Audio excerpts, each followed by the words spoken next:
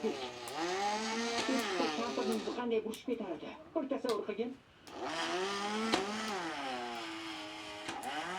Bu ajoyib bo'ldi.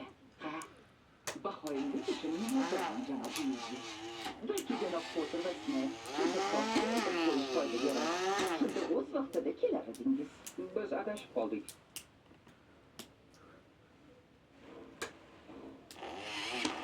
Bu darsda ahmoqona usullar va chehli tayoqsiz tutishlar bo'lmaydi. Demak shunday. Damlama va dori darmon tayyorlash kabi nozik fan va asl san'atni ko'pchiligingiz tushuna olasiz deb umid ham qilmayman.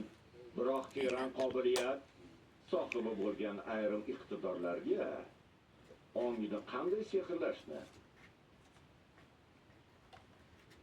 va tuyg'ularni aldashni o'rgataman. Men sizlarga shuhratni idishlarga qanday quyishni, sharafni qo'murishni, hatto o'limni hukmga aylantirishni aytib beraman.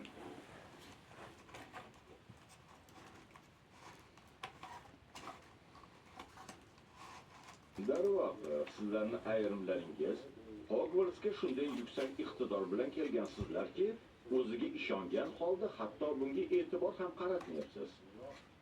Mr. Potter.